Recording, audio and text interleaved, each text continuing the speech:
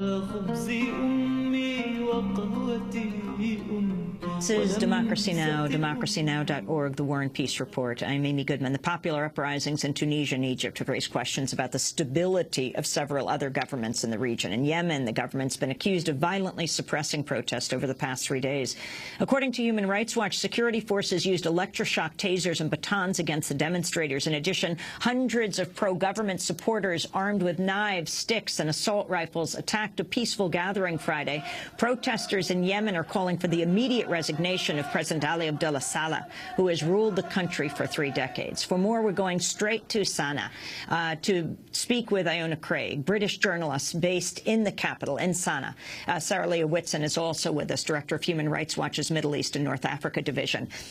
So let's first go right away to Iona in Sana'a. What took place there this weekend, editor at Yemen Times? Well, we've had continuous demonstrations here in the capital. I mean, the numbers haven't been huge, up to 1,000 at a time. But as you were saying, they have on every occasion turned violent. Things have certainly changed since Mubarak's resignation was announced on Friday. Prior to Friday, the major demonstrations, which had drawn greater numbers, up to 20,000, had been organised by the political opposition.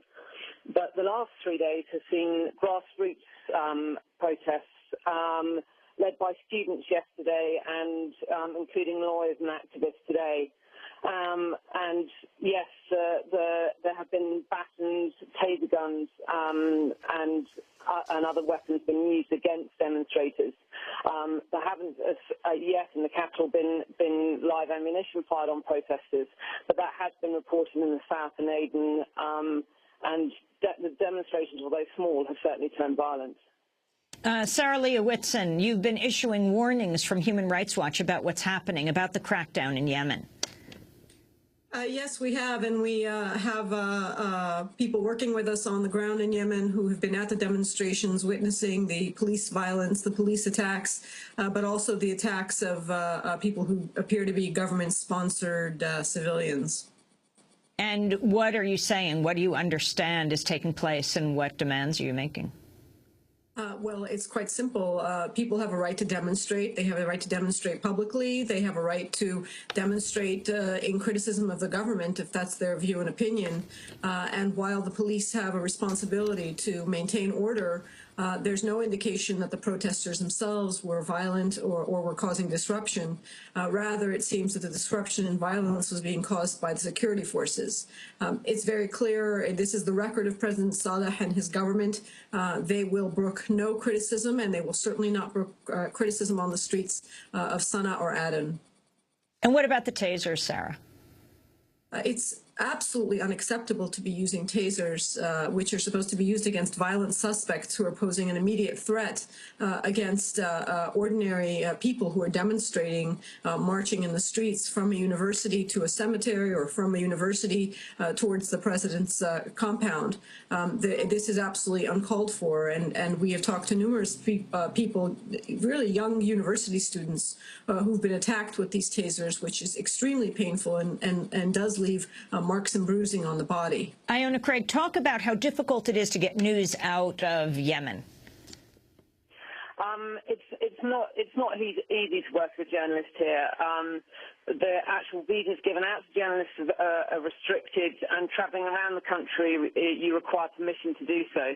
I recently had a colleague who was travelling down to Aden, and because he was going by road, had to sign a piece of paper before he left to say he would do no reporting or journalistic work whilst he was visiting the city.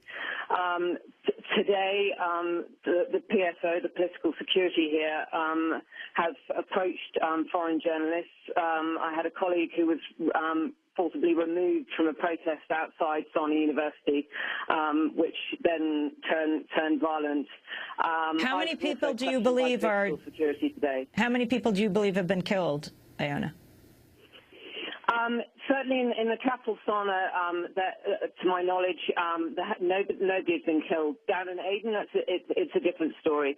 The government is not afraid to use live ammunition against protesters down there. The Southern Movement, which is calling for independence from the north, has been protesting on a regular basis. Iona, we only have 10 seconds, but can you talk about the journalist that Obama told the Yemeni government not to release? Yes, Abdullah Sheh, he's been sentenced to 5 years in prison, was supposed to have been given a presidential pardon, but as you say, Obama's telephone call seemed to put a halt to that. We're going to have to leave it there, but we're going to continue to follow it. Iona Craig and Sarah Leah Whitson, thanks for joining us. I'm Amy Goodman. Thanks for joining us.